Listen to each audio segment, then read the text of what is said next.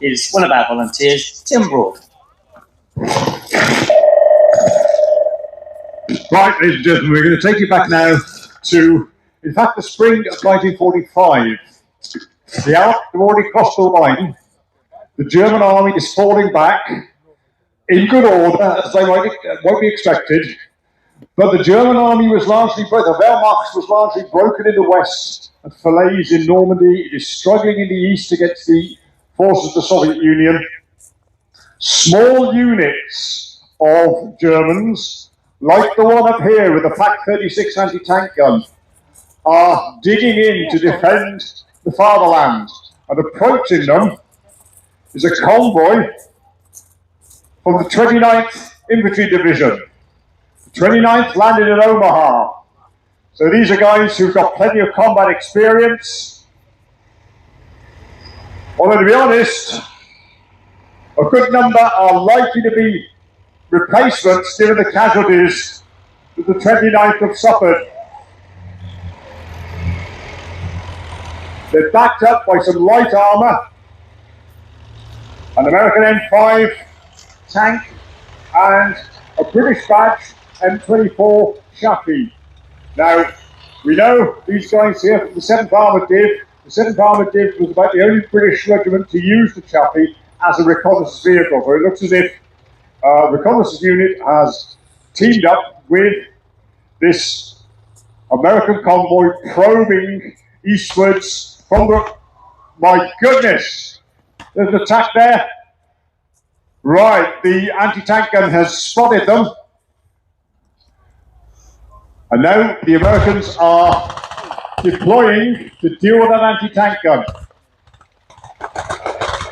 As you can see, American infantry have debussed from the deuce to half the GNC truck and are advancing towards the German emplacement. Now the Germans here are outnumbered.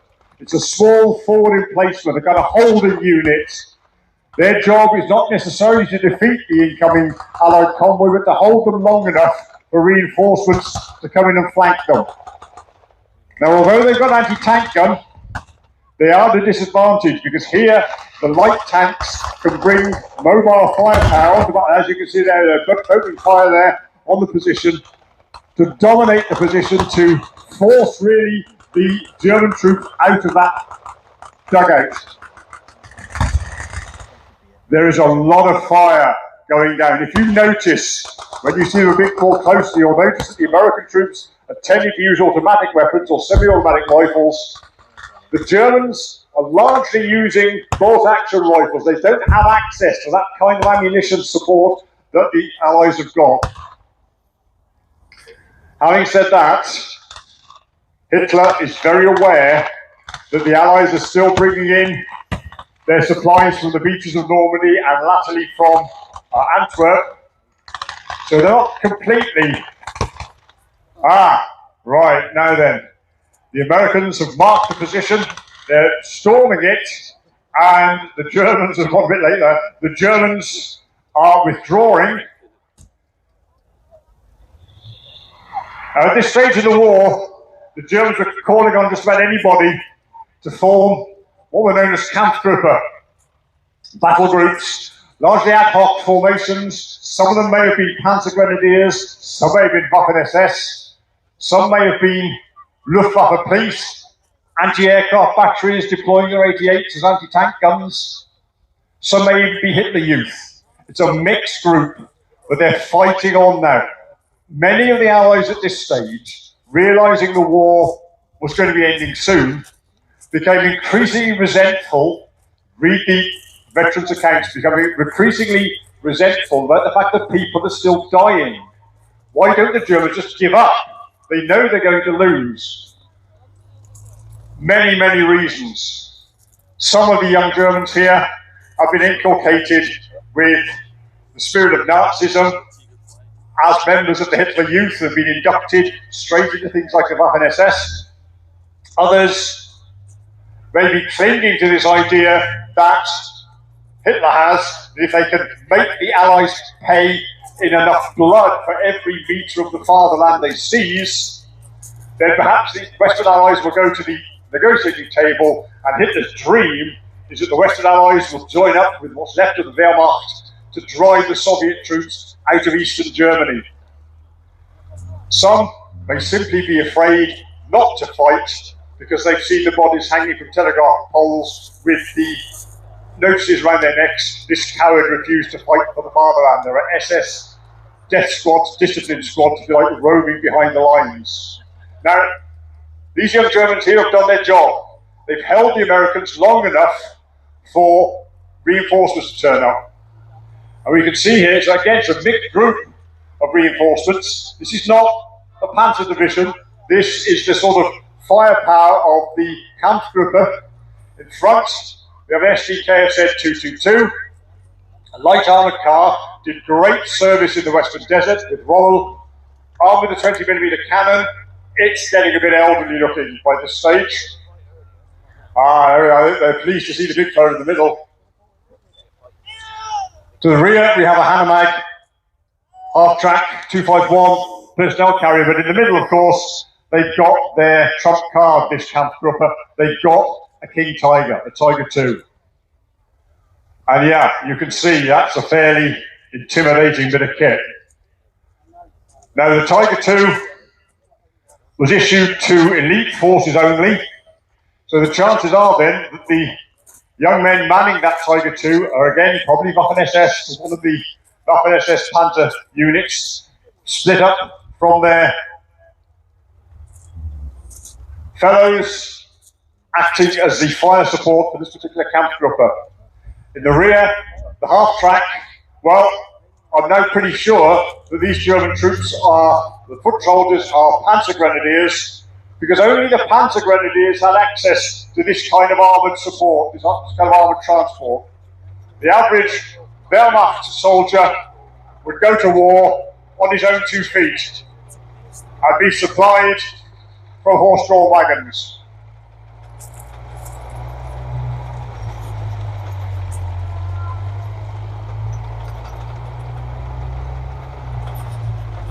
Now the Hanomag is mounting a couple of heavy machine guns.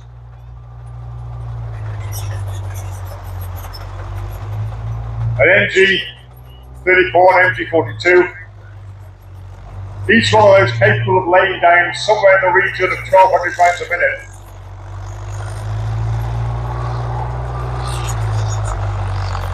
Quite capable of dominating a battlefield. The problem is, if you're firing 1,200 rounds a minute, you're going to get through your ammunition very quickly. And it's not guaranteed that you'll get the full resupply. Now, King Tiger is taking up a tactical position here to cover the potential approach of the Amis, the Americans.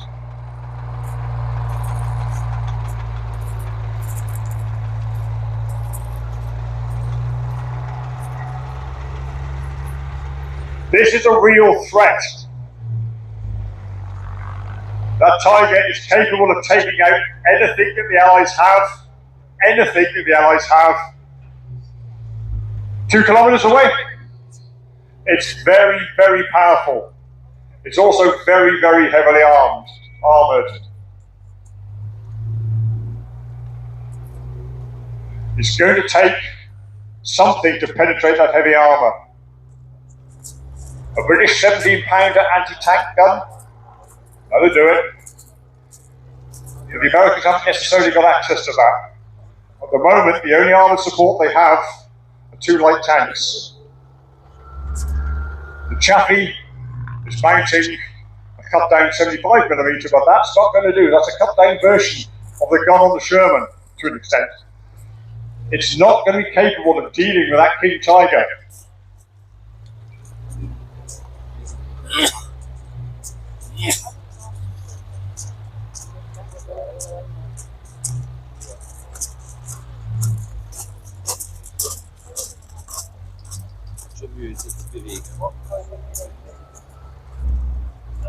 And one thing I can tell you, one thing I do know, each of those Germans in the Hanomag, in the 222, even the commander in the King Tiger, has got one eye to the skies. The huge advantage that the Allies have is almost complete air superiority. The Luftwaffe has been broken. In fact, the Germans had a rather dark little joke they would tell each other. If you look up at the sky and you see an aeroplane, and it's brown, it's British. If you look up at the sky and you see an aeroplane and it's silver, it's American. If you look up in the sky and see an aeroplane and it's not there, it's German. Now that's the kind of dark military humour. They knew full well, that Tiger crew know full well that perhaps their biggest threats are the so-called fighter bombers, the Jaeger bombers, the JBOs, things like British Typhoons, American Thunderbolts. A British Typhoon pilot wrote in his memoirs that underneath his wings he had the firepower of a broadside from a light cruiser.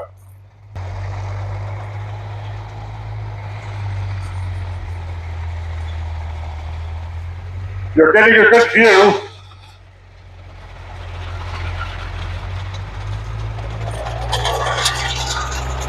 of both the camouflage of the lighter armoured vehicles, the use of natural camouflage to break up the outline and primarily to protect them from air attack, but also the zimmerit on the King Tiger. That rippled effect you'll see on the armour is a pace supplied to the outside with a view to preventing the use of magnetic mines. The Germans were convinced that the Allies would be rushing up to the tank, slapping a magnetic mine on the side, and then taking it out that way. Now, we did actually have magnetic mines, so-called limpet mine, which would have done the job, but it was never done, it was never attempted. The Russians tried it once, it failed, but throughout the war, the Germans persisted in slapping the zimmerit on their vehicles.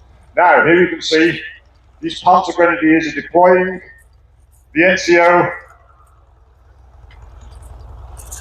has got an MP40 submachine pistol.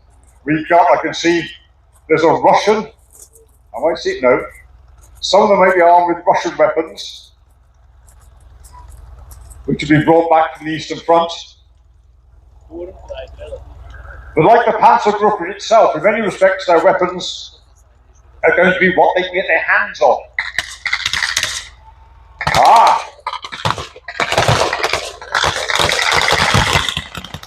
Here's the 29th, they flanked. They're attacking the German position now, laying fire down.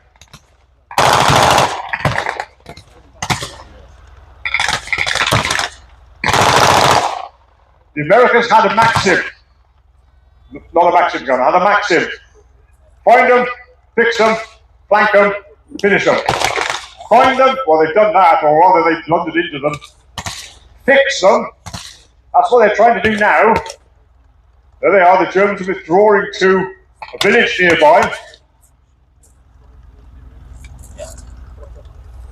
Even the firepower from those heavy machine guns on 251 didn't help there. The Germans are withdrawn to a village nearby.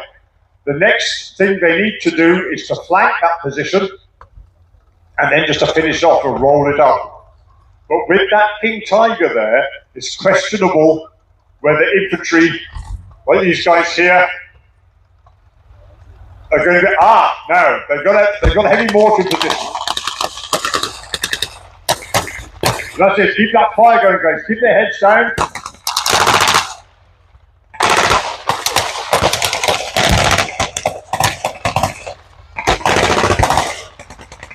There we are, we do in fact have a Russian heavy machine gun firing from the village there. The 29th are attacking through the smoke, flanking the village. Right, 251 taking a hit. At the moment, the Tiger is not exerting the sort of force that you would have expected. The dominant weapon on the battlefield at the moment is that heavy mortar that the 29th are deploying against the dug-in Germans.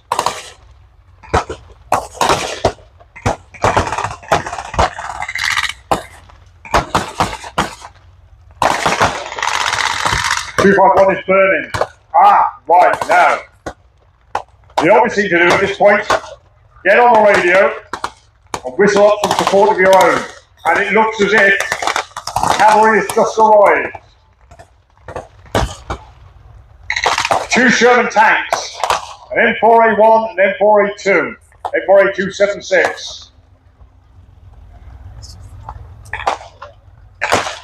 The slightly older design, the M4A1, is not going to be able to cope with the King Tiger by itself. The 75mm on that Sherman is not capable of penetrating virtually any of the armour on the King Tiger, but the high velocity 76 on the A2 is capable. So now the dynamic is shifting a little bit. The mortar's still putting out rounds to dominate our village. Oh, there we go, look at that. It's also, we've got smoke rounds put down.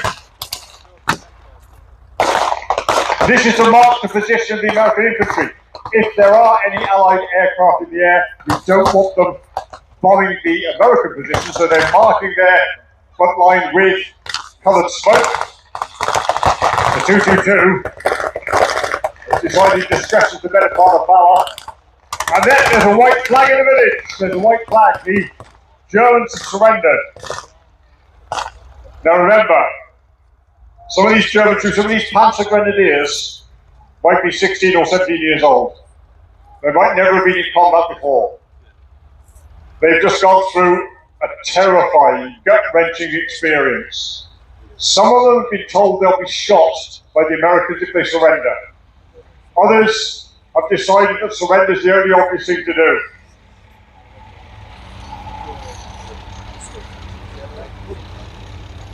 There goes the Jeep with a 30 caliber mounted.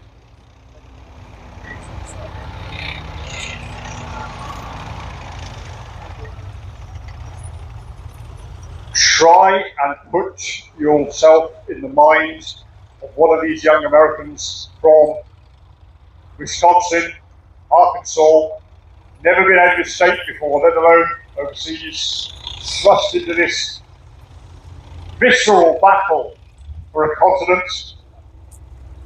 Put yourself in the mind of the young Germans. They've been shielded to an extent from what the Nazi regime has done. But they know that these Americans, particularly if they recognise the flashes, they know that they would have landed at Omaha, they'd have struggled across from Omaha. Got now, they're firing on the King Tiger. It's been bracketed. And again, remember, the crew in there, they may only be young teenagers. These are not necessarily hardened panzer men. They all gone on the Eastern Front or somewhere else. These could be guys who've done a couple of weeks training in a much smaller vehicle and then been put into, it's like learning to drive in a mini car and being put into a 40-ton Arctic or semi, if you're one of our American friends. It's difficult, right? So they may have not been up to the task that they've been given. In fact, our version of the King Tiger, so-called Hensel turreted one in the main museum, that was lost not to any action, but to the very fact that the crew basically broke it because they were inexperienced, shredded the gearbox, and had to abandon it. So that's why it's sitting relatively intact in the museum. Now it seems that wise counsels have prevailed. The Germans have been taken into custody.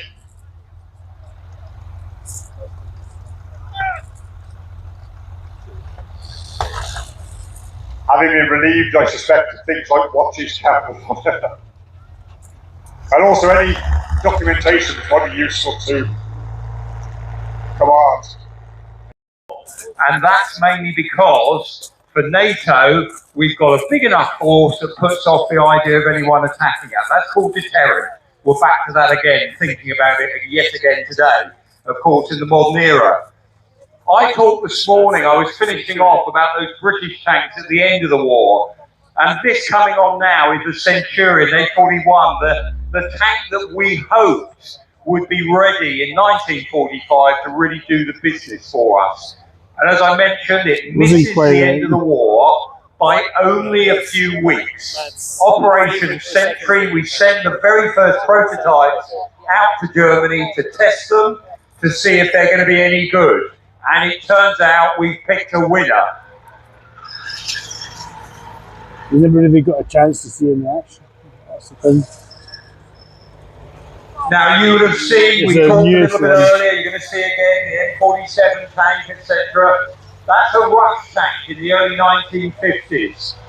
This Centurion tank is really a World War II tank that we're designing. And what's so good about it is it's because it's a tank we can develop. We saw a Spitfire earlier today, the Mark 19, the photo reconnaissance version. It goes into the 20s of models, and people say, well, is that because they got it wrong? Mark 1, Mark 2, is it that, let's try again and try and get Mark 3. No, it's because you've got a good design that you can build on. And that's with the Centurion. Goes through 13 marks as a gun tank. In other words, the tank that's going to do the business, let alone all the other ones, such as bridge layers, engineer variants, etc. Starts at the end of World War II. Very first model has that 17-pounder gun that used to be on the Firefly. Then we put a 20-pounder gun on it. The weight of shot fired, 20 pounds solid steel. We then can upgun it again, but I'll come back to the later upgunning that happens. It's got that Meteor engine we talked about, the same one that was in the Spitfire going overhead, in that version of the Merlin, of course. So that engine, again, has got meat to it, and it's well tried and tested by the time we're putting it in the famous Centurion. It's a tank that can be repaired by the crew, which is why the crew like it. This is still the generation of a spanner and a hammer, and guys with their backsides in the air, engine decks up, let's have a fiddle, we can get this going again by morning. So in terms of being able to keep a Centurion going, you've got much greater chance of doing that than we can with some of the modern tanks, or certainly some of the late war German tanks, etc. So it's a great tank, but we are worried when we're in Berlin after World War II, they pick up the wreck of a JS3. We know the Soviets, who we're now falling out with in the Cold War, they are building bigger tanks, and they're going to be building, let's not kid ourselves, we know bigger ones are coming. So in the early 50s, we start a project to try and get an even bigger gun that we might be able to put on a tank we're thinking of building called FE215. It's going to be something like the hull of the Conqueror with a bigger turret on. So what's coming on now is really a test bed. It was never going to go into production like this. In other words, a test bed, you're trying something out. And we think we're going to need a gun as big as a 7.2-inch howitzer or 183 millimeters. That is whopping. And in actual fact, this becomes the biggest direct fire gun ever fitted on a tank. And by direct fire, it's not lobbing things over in a distance, point the gun at the target, off it goes. We think we're going to need them for taking on, not the T-54s that we know about, and then later the T-55s, that T-10 tank, and whatever the Russians are coming next in their heavy tank programs. So they test this new gun. I say it's new, it's really developed from a howitzer, 183 millimeters, that size of the hole at the end of the barrel. It's going to fire something called a HESH round, high explosive squash head. We've come up with that in Britain towards the end of the war, we like it.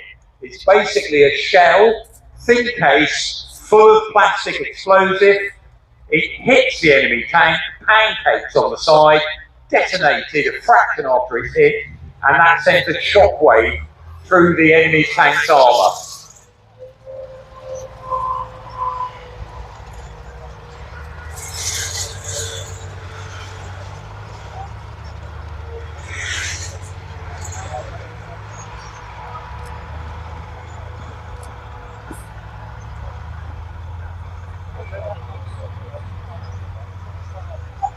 So they start off with what they call Stage 1, FV4005, that's what this is. Stage 1, no cab on the top.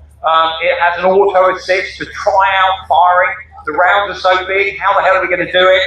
This is Stage 2 we've got here, and they carry on experimenting with this till about the mid-1950s. But then we realised it's redundant because we can do what this tank is going to do with missiles instead. And we also, it's only a while later, but we find out the Russians have dropped the idea of heavy tanks. So we don't actually need it. But it's a bit of a peculiar one. This is the turret used to be in our play park for ages, which now dropped, and the Hughes guys have put it back on a Mark III Centurion hull, just as it did in the trials. Mark VI hull used it sometimes as well. But it was what might have helped us take on those bigger future Russian tanks if they were being made. This is what the Americans come up with as a similar answer to that problem. We've got, this is the American M103, this version, the A2, it's a slightly souped up version of it. 1950 again, America has basically dropped the idea of the tank. We've got stratofortresses, we've got nuclear weapons we could use. Who needs tanks anymore? Korean War kicks off, we're going to need tanks all over again. Very quickly, they've got to get back in the tank game.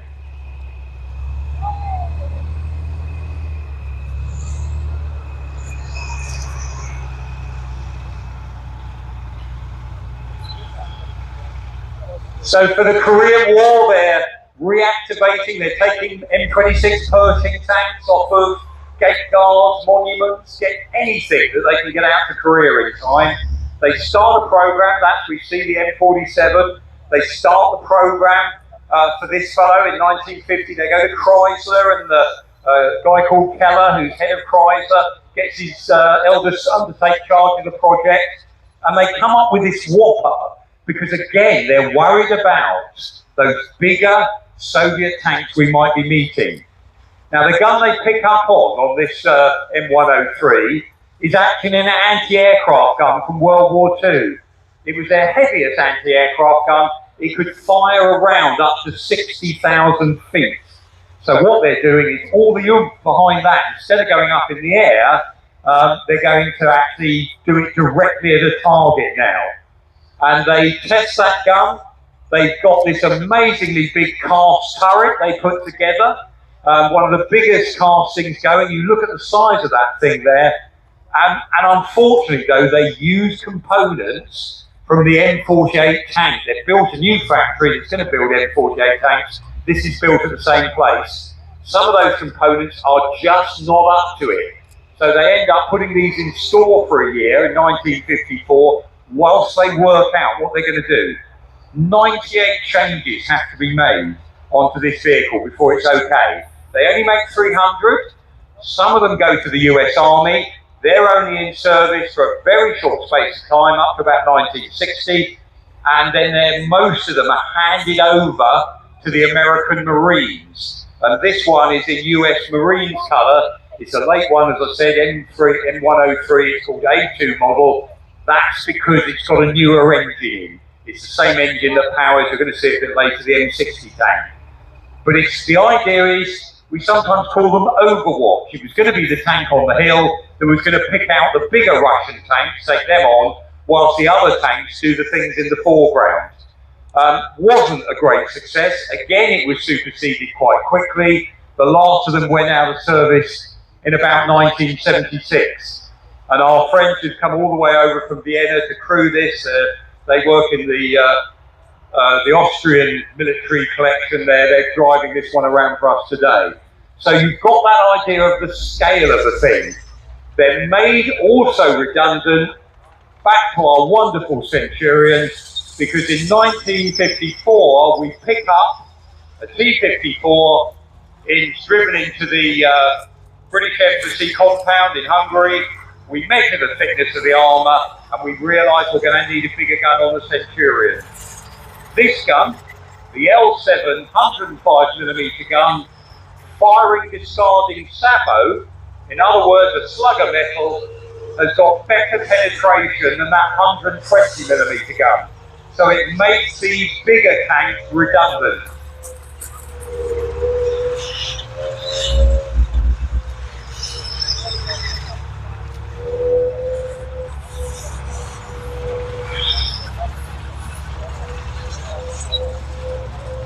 So we put that American 120mm gun, we put it on our Conqueror. Same idea, massive tank to take on the bigger ones. It's only in service 10 years before we drop it, because by upgunning the Centurion in the way we did, it makes all those other tanks redundant that way. And that's how sometimes technology can make your older vehicle leap forward again. And we start putting those L7 guns on British Centurions later in the 1950s. We end up selling it to the Americans. It goes on the M60 tank, it's on the first Abrams tank, it's on that Leopard tank we're going to see a little bit later on. You've got plenty of water, this sun is deceptive, and we've already had a couple of people who've not done that and are not feeling particularly great right now, so please make sure you've got plenty of lotion on and plenty of hydration.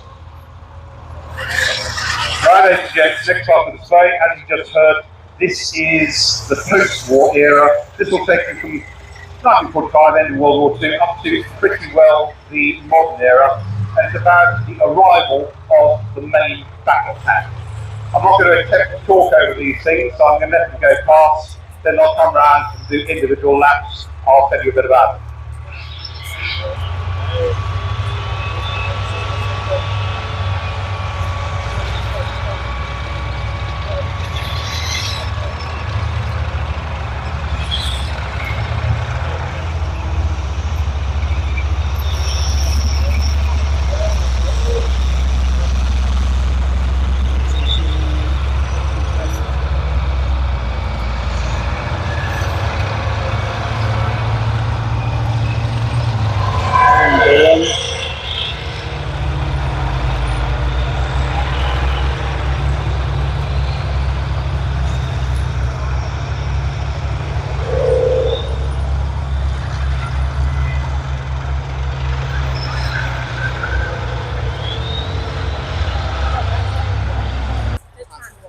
Now, in this period, what happens? Well, World War II comes to an end, and then two power blocks form.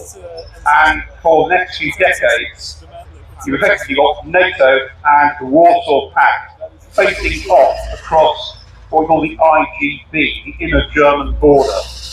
Germany is split in two, and borders formed. And if World War III, as we then thought, as we trained for, had kicked off, most of the tank action would have been carried out on the North German plain. Tanks changed an awful lot in that period. Start period, you've got a huge back catalogue of tanks in World War II. They weigh probably about 30 tons on average. They have cast steel armour. They're relatively modest sized vehicles. By the end of it, the modern main battle tank comes in at over 70 tons. And things have changed dramatically. They've become a lot more sophisticated, they're far more just like that, a lot better.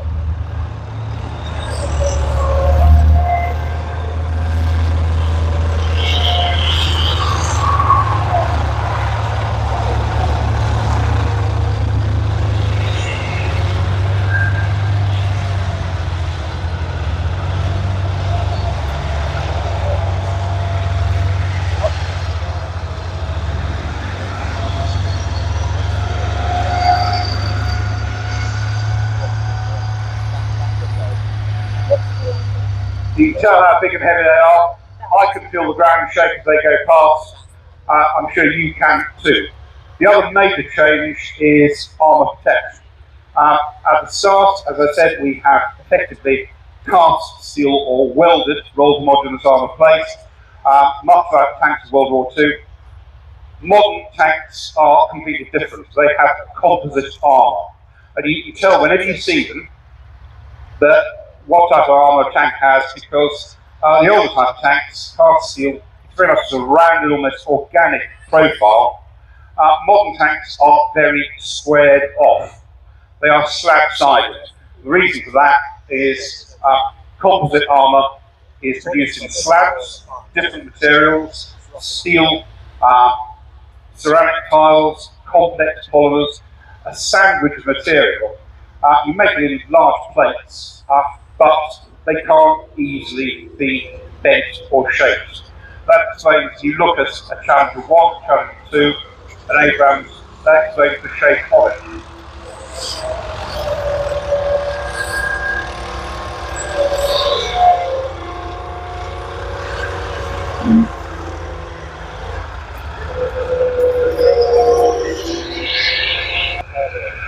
They'll tell you as you go around. They'll tell you. Yeah. This is the chieftain anyway. We need something that can take and deal out punishment. Next check, moving on. I'm not sure how many places on around there, but this is definitely one of them. Let's walk.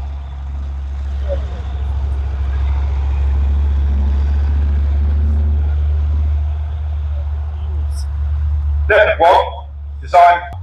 Leopard is 20 tons lighter than Chieftain. It's a lot quicker.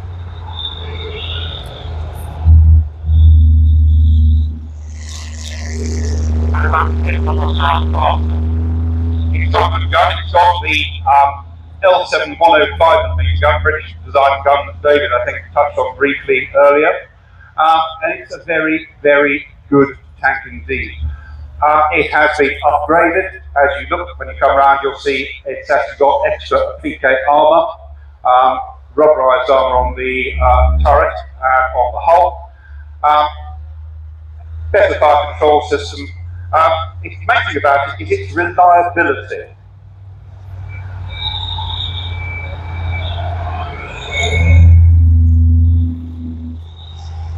Tanks are not like cars. The Rolls-Royce Meteor, an aero engine development.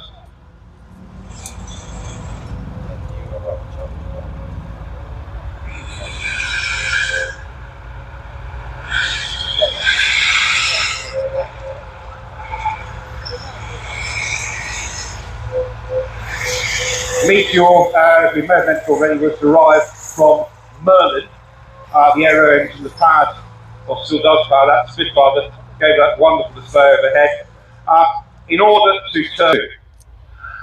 And when you look at a T-tank, the thing that tells you what it is the shape. If you look at that, that's unmistakable. You've got a low slung profile and that waft-shaped hull. 100mm gun, quite powerful at the time. But as I said, it's an upgrade.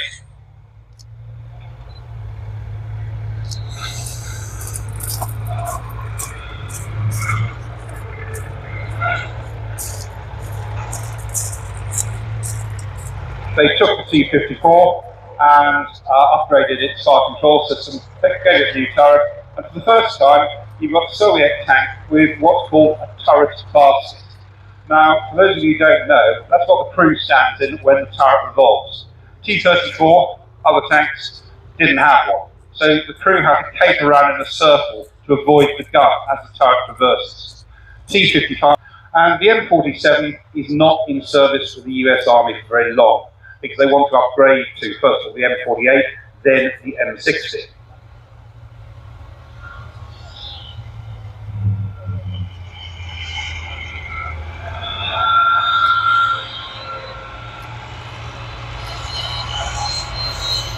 So they crack on and they build out thousands of things.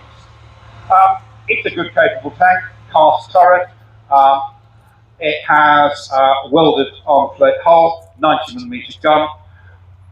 The fact that the US Army didn't want to keep hold of things for longer than about 10 years was a major boon and blessing to a lot of European armies. It has cast turret. It has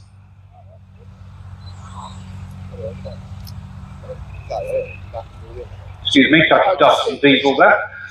It has a welded hull and it's powered by a 750 horsepower Continental engine.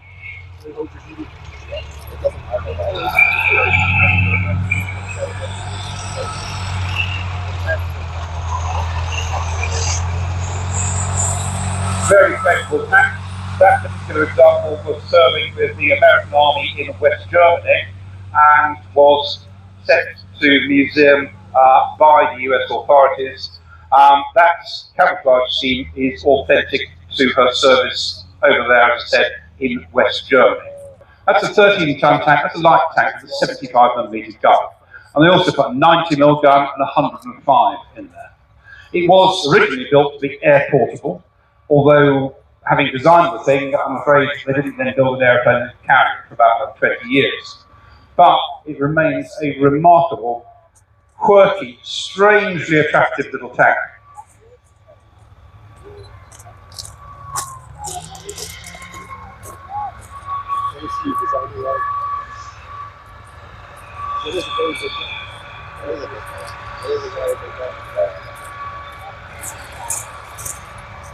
Because of the construction, you can't actually have a loader in that turret, so they've got an auto loader. And what those are, it's two 6-round revolver magazines in the rear of the turret. The tank carries a total of 28 rounds altogether, but once those 12 rounds are complete, you actually have to then stop and reload. It isn't physically possible to put a human loader in there, so the auto loader does the job. Was a replacement. It was meant to be a slightly cheaper, less complicated replacement for another design, the T-64.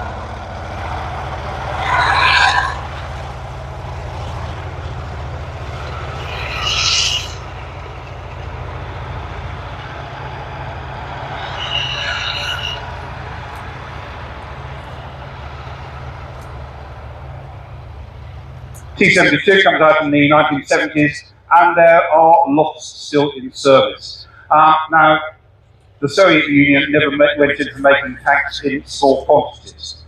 So I should have mentioned about T-55. There could be something like 80,000 of those, and 25,000 T-72s, and there are a lot still around. The T-72 has got a bit of a notoriety at the moment. Mainly because of something I mentioned earlier, the auto loader. Now, with the T-72, the auto loader operates on a clock blows from the top. It'll detonate that ammunition and it will blow off the turret and destroy the tank. Looking at the other vehicle we've got here, this is the British Challenger 1. This is a replacement for Chieftain. We're getting up in weight here. Challenger 1 weighs getting on for 72 tons. It's still got the L11 gun. It's a very, very powerful tank gun. Now, Challenger 1 is developed, it's in service in time for the First Gulf War. Composite armour. Remember what I said? Look at T-72, rounded, almost organic shape, cast steel armour. Look at Charlie, slab-sided. Now, this type of armour, composite armour, this is some stuff called Chobham. We've actually gone on to another stuff called Dorchester now, where there's Challenger 2. It is a complex, high-tech sandwich of materials. Steel, it is high-tech polymers, it is ceramic tiles, a whole range of materials. If those are hit by an incoming round,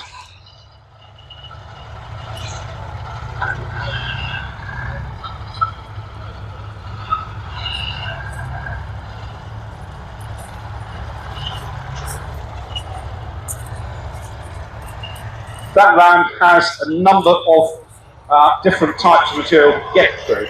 It will penetrate the outer layer, the layer of ceramic tiles. They will shatter, but they'll abrade the round because they're creating sharp surfaces, and they will also dissipate quite a lot of the energy of that piece of uranium or something like that in there, which is very, very dense. That type of armour is very, very effective. Gun, 120mm rifle gun. We like rifling, we've always liked rifling in the British Army because it enables us to fire HESH rounds, high explosive squash head. Those are very destructive at range because they smack onto the outside of the tank, send a shockwave through and blast a nasty sharp scab of metal off on the inside. and that is a very good gun indeed. The current world record for a tank-on-tank kill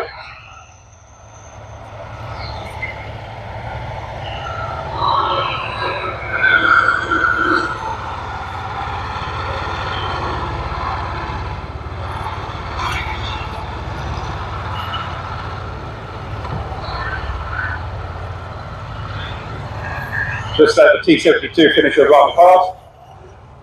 Current record for tank-on-tank kill, Challenger 1-1 Bravo of the Royal Scots Dragoon Guards during off Granby, the First Gulf War, knocked out T-55, that tank you just saw, at a range of 4,700 metres with a Finn round, an APFS-DS round.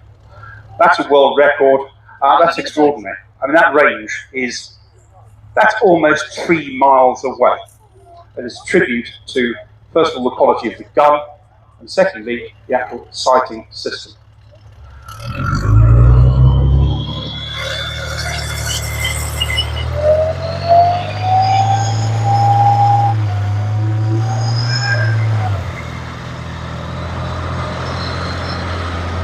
A crew of 4.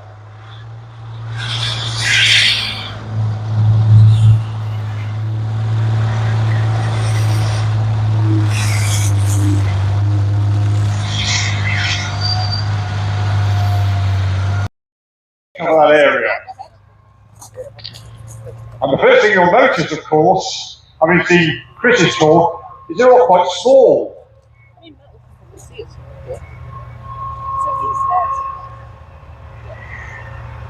We've got the CVRT Scimitar, Desert Warrior, the Piranha, and the Canadian Cougar.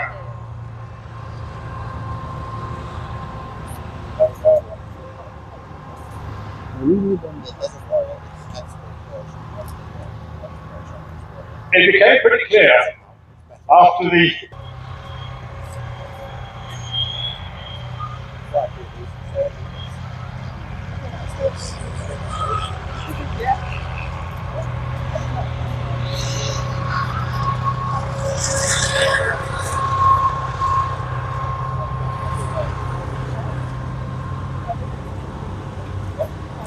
now, an obvious example that they notice a bit of a similarity between the last 3.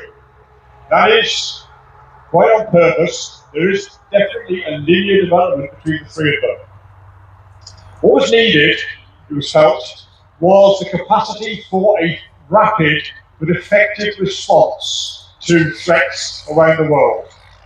If you need to ship a 70-ton battle tank, or more to the point of brigade of 70-ton battle tanks, halfway across the world, that is an enormous undertaking. Far, far better if you ship out relatively light but effective weaponry, vehicle systems, which will allow you to interdict, to keep the peace, perhaps, to hunt out little cells of radicalism. After 9/11, for instance, the Taliban became the major target of American and coalition forces. Hunt those down using vehicles that you can ship relatively quickly and easily. That the need for reconnaissance is still there. This is a CVRT Scorpion. It's not a tank. None of these are tanks. It's not a light tank. It looks like a light tank. But the British had rather unfortunate experience of light tanks in World War II, so it became a kind of designation which was rather non-new. It really wasn't acceptable. So this is technically called the Combat Vehicle Reconnaissance, open brackets, tracked, closed brackets. That's been phased out, but they have had a second life because they've been sent out to Ukraine.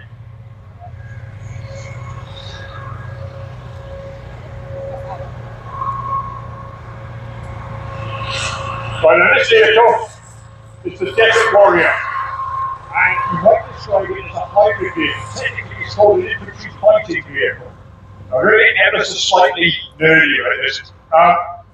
An armoured personnel carrier is an armoured box which takes infantry safely into and out of battle. Generally they're not armed with anything other than the close proximity machine gun. Unlike the British Warrior, it has a different turret. It's got the American-built turret with a 25mm push-faster chain gun in there. The concept is to say that you can ship your infantry in position if they need firepower support by the Swiss company, alright? And it's almost as if the Swiss have developed a concept rather than a single vehicle. The concept of a lightly armoured, mobile, very versatile armoured vehicle which can fulfill a number of roles. In fact, the Piranha, that's Piranha 2, the Piranha comes in a 4x4 version, a 6x6 version, an 8x8 version, and even a 10x10 version, which allows it to carry quite heavy weapons as, in many cases, an anti-tank or fire support platform. They mounted the 25mm cannon on there that we've seen, and they called it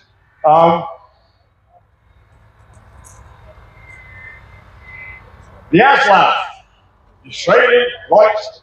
I'm going to be good now. It's a terrible tendency to say the Australian Light Armoured Vehicle, with the Australian Light Armoured Vehicle. That was the Aslav.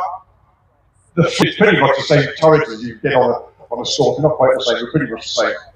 And you'll notice something when it comes round. You'll notice that the turret on the Cougar is slightly off-centre. It's not particularly off-centre, but it's slightly off-centre.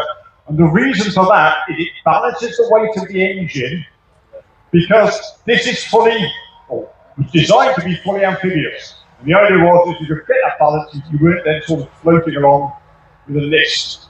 Now, you may look very closely at this one. The propellers that it originally had been taken off, because as the Cougar was upgraded, they took out of its amphibious propulsion requirements.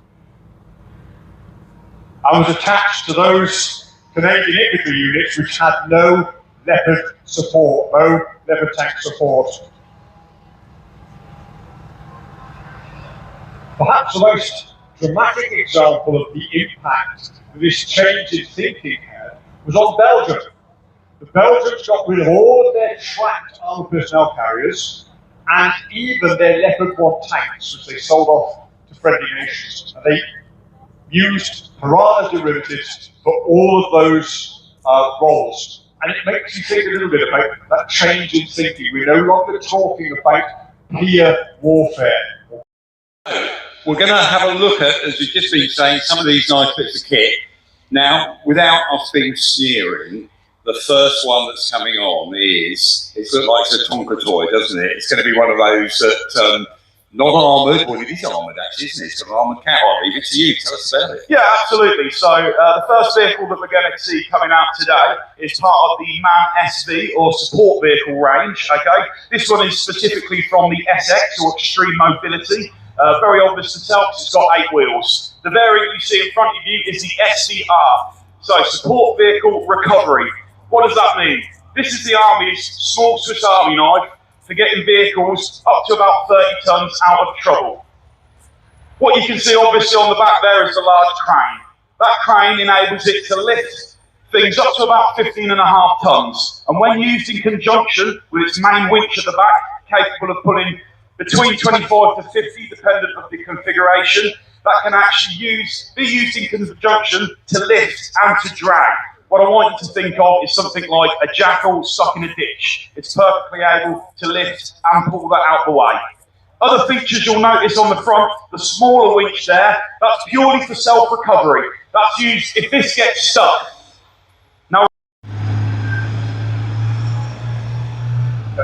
looking at the rear there, you'll see the large metal bars. That's what's used for towing. Those drawbars, as we call them, will be attached to an A-frame to the stricken Challenger, and it's able to pull it out of safety. Again, you can't see there, you've got a 2-person crew, but there is space in the back for 2 or 3 people. Again, that is for the crew to sit in so it can recover the vehicle and the crew when necessary.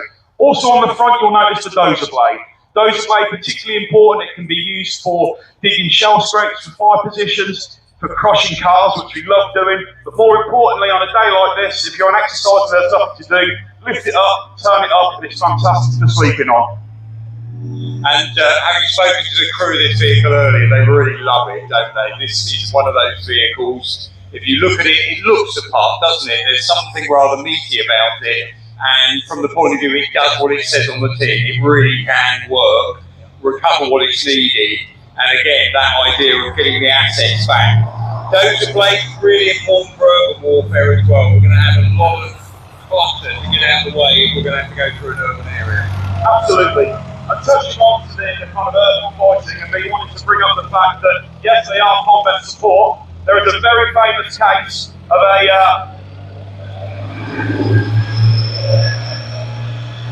Staff Sergeant Lyndhurst in 2006 in Iraq. There was a challenger that had become stricken, and under perpetual small arms fire, mortar fire and RPG fire, he was able to recover that challenger, denying the enemy the asset. Quite rightfully for his actions, he was awarded the Military Cross. Give it a Google later this evening. It is a fantastic story, proving these men are there when we need them. Yeah, no, a really important piece that's going to be important in the future, because again, from the British Army's point of view, we really can't afford to lose the assets. So the idea of recovery, you say, so morale is one thing. We don't want to give the enemy the pleasure of having some of our kit, but also that idea we can get things going again. So this is one of those Swiss Army knife vehicles, isn't it, that's really going to help us do that.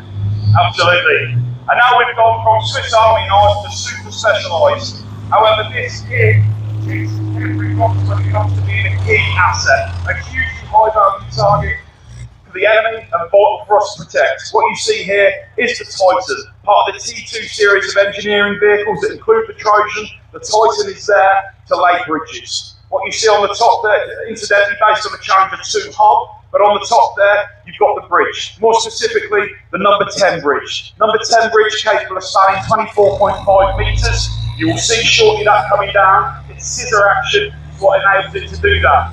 Why do we need this? We need this in order to carry out what we call manoeuvre warfare, projecting where we want to be, ignoring any form of natural barrier that may be there.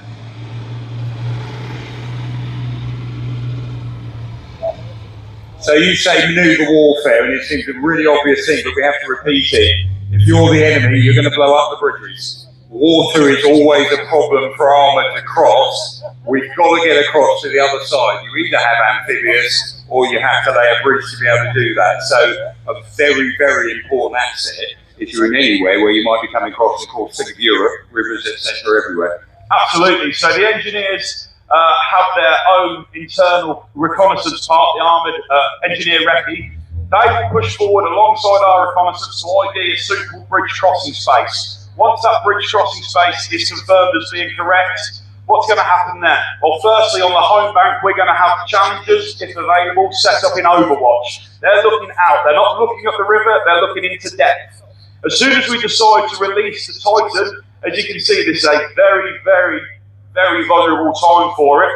We're going to send forward a packet of 4 challengers. Challenger 2s are going to sandbag this. We are there to take fire. Okay, we've got to protect this at all costs. As this bridge is going down, behind that line further, we're going to have armoured infantry ready to push forward. They will not be released until this is secure. At this point, Overwatch is still there, keeping an eye out. If anything's happening, they can either call in fires, it'll generally be pre-designated, our recce will have gone out, ID routes that will be suitable for the enemy, so we don't have to work out where it's going to go, it's marked on a map already. Key to this is speed. Once it's going, it can't turn back because we've revealed it. And being such a high value target, we can't afford for it to be pootling back with its bridge on. We need to strike fast with it there. And I imagine in today, now in this day and age, we can see what I'm flying around at the moment, that idea of the drone, whatever we're doing on the battlefield, someone's going to be seeing it. So within a certain number of minutes, we know the artillery strike's coming in, something's going to happen. So that idea of momentum, keeping it going, is important. Or again, can we do this in the dark where fewer of the drones going to see us? All those things we've got to pick up on. And that idea, because manoeuvre means otherwise, if we're stuck the wrong side of the river, you guys can't do your operation successfully. Absolutely. I mean, sitting doesn't quite cut it. That's exactly what we are. we've gathered all our assets, we've committed to this, we need to make it happen. Clearly, similar to air superiority, that's how you've got to start thinking about drones. We would not commit this unless we were confident we owned the airspace around it. As we see now, successfully launched a bridge. We wouldn't, as soon as the engineers call this a set, the vehicles are on the move, okay? Because we need to hit that at pace. They're going to start reversing off shortly. What are the tanks going to do? The tanks that are still there are still going to stay in position. They might reposition themselves around the edges, and now the warriors are going to stream forward. The warriors are going to push about 500 meters, a kilometer in advance. They're going to drop their troops off, form a javelin screen. As soon as they're out, challengers from the reserve are pushing forward to make the breakout force. And we're going to go 1, 2 grid squares ahead of that to secure the ground on both sides. So there it is laid. Now, let's just say you've done that, you've secured that ground. We've got another vehicle that we might be sending out there to see what's going on up ahead. This is Jackal, more specifically Jackal 2, built as a direct requirement because the Satch Land Rovers weren't cutting it during the Herrick times. This is designed for deep battlefield reconnaissance and its strike ability. Fast vehicle, yeah, top speed on the road, you can probably get 80 miles an hour out of this. As commonly said, the best armour is no armour. This is not designed to stand up in a firefight. It's designed to find where best to strike. To do that, it can carry the L7 machine gun on the front, and in the gunner's ring, you're either going to have a 50 cal or a grenade machine gun. Key feature with the Jackal, its suspension is adjustable. So if you're going over rough ground, you can drive it up to avoid any rocks or getting beached. And if you want it, you find yourself in a nice fire support position, you can drop it right down to provide a stable gun platform. And I know they did the exercise where they're going all the way across Germany through Poland, and it can really motor as well. So the idea again, if you're doing manoeuvre warfare, you've got to appear somewhere the enemy's not expecting you and at speed, and these are obviously got that capability. Yeah. One of the drawbacks of armour, as much as I always love it, is often it requires a railway to move it. It's got to be on the rail tracks, which again, high targets. This can drive to the place it needs to be and operate there. In terms of operating range and time, a troop of these with a Coyote, which is a sergeant variant, it's got 6 wheels, they can push out for 10 days at a time without having to refuel because they carry the fuel in jerry cans. Most recently, deployed Op Yukon in Mali, which is a UN peacekeeping mission, and they were pushing out as a long-range reconnaissance group, going out for days on end, making sure there weren't the insurgents kicking around, having a visible presence there. Effective vehicle. The only drawback for me, it doesn't have a roof. Okay. Bit cold on Salisbury Plain in the winter. They Absolutely. Can suit some of those things. So. Right, another one. So we've had it here last year, we've seen it now. This is Ajax. Absolutely. So this is Ajax from the Ajax family. This is the gun variant, a strike and reconnaissance vehicle. This will operate a little bit further back from the Jackal, still in that recce gap in front of us. Okay, you'll hear I said strike and reconnaissance. That's a changing doctrine for us. This is the spiritual successor to a CVRT, a scimitar. It's much bigger, but it's much more advanced. This is the most technologically advanced medium-weight armoured vehicle in the world. The cannon that you can see there, 40mm, case telescopic, big upgrade from the 30mm Raden. Not only can we shoot further, but we can have a better effect on more heavily armoured targets with it.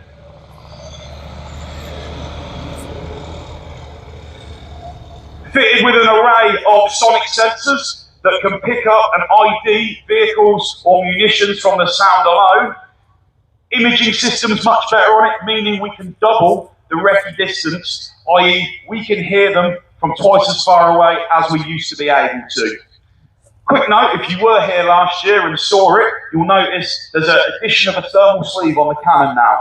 Not only does it maintain rigidity, it also acts as a thermal sleeve. Again, reducing visibility. As we know, the key to modern warfare at the minute is staying hidden.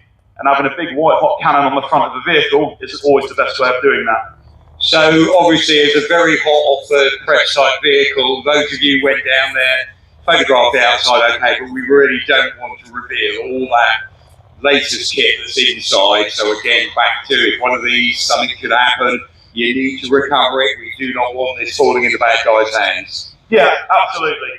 And the the whole family of Ajax is key to the principle of the British Army moving forward. It's not only Ajax, we've got Apollo, we've got Argus, Athena, you know, that's the engineering, the medical, the Reconnaissance versions of it. This family of vehicles is everything that the British Army needs to modernise. As we'll see shortly, this will be providing the targets for a much larger vehicle to come out and destroy. So that idea of it's got that punch with 40mm, which is a pretty major step up from the old 30mm rod. So this is a vehicle that not only can pack a punch, but it kicking the ante, that idea of waking the enemy up, reconnaissance by fighting rather than stealth all the time sometimes. So it's got a presence as well, hasn't it? But in terms of fighting, not just picking up what's going on. Absolutely. Recce by fire, we can now do that as well. However, primarily, what we're going to want it to do is identify targets for this. Challenger 2, OES, Megatron. Megatron, the vehicle I get to work with every week, so-called Megatron because all the trials, bits and pieces that have been added to it over the history, it's transforming all the time. What is it? Ultimately, it's a Challenger 2. Dressed up in Barracuda, okay, so that is a multi-spectrum camouflage. Not only does it visually disrupt things, but also helps kill the thermal signature somewhat. Up the top there, you see the bird table. The bird table is the ECM jammer. That suite, more set up for the IED threat, all manner of things there that will stop signal detonated explosives. Pushing forward, can that be adapted to create an anti-drone bubble? More than likely.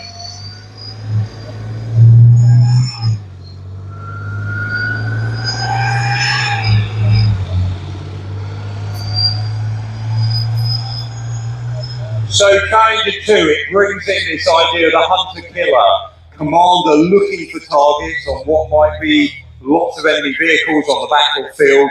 Gunner is then going to pick up on that target, so we've got two sighting systems in essence, and then the gunner deals with it straight on to the next one, so you've got the target, don't you? Yeah, and that is as simple as almost a one-button process. The commander through his CPS can be looking one way, the gunner can be looking the other, meaning you can cover much larger arcs. As soon as the commander sees something, one button press, gunner's onto that, prosecutes that target, moves on to the next one. It's a lovely word, isn't it? Prosecutes means basically that one's wiped off the face of the earth, and then you move on to the next one. This is now firing these long metal darts, which almost impossible still in this day and age to stop. Once that's got going, forget the idea of electronic countermeasures, etc. Nothing really is going to stop a figure round from going through at supersonic speed and through that target. Yeah, absolutely. I mean, the principal role of a main battle tank nowadays is to engage and destroy enemy armour. It's got multiple other things it can do, but that is its main job, and that's what it does the best. For those of you that are bored to death with ammunition talks in the display earlier, I won't go on too much, but famously we do still use that rifled gun. Slight effects on the weapon system, however, I'm keen to point out that in the last 4 years there's an international tank firing competition that occurs in Latvia, okay, exercise Iron Spear. We've won that with the Challenger 2 twice in the last 4 years. Once with my regiment, the Queen's Royal Hussars, and once with the King's Royal Hussars. It proves that although the accuracy is somewhat diminished, it is still an absolutely world-class weapon system.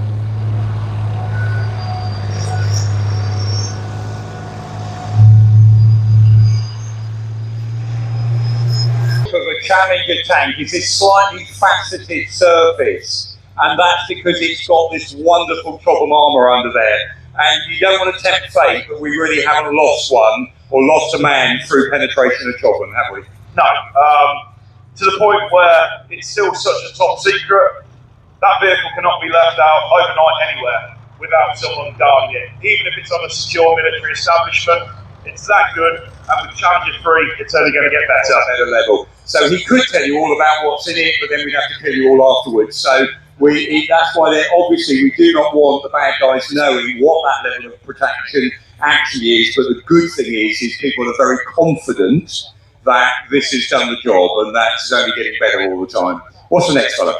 Wonderful. What we have here looks very much like a Warrior, and you're correct. But this is actually a 514, FB 514, so a mechanised artillery observation vehicle. How do we know that? If you look carefully around the cupola, or the turret rather, you'll see there's 4 antenna pods. There's 4 antenna pods because this vehicle is used by the artillery, okay? It's used as a spotting vehicle. They'll operate just behind the front line of tanks.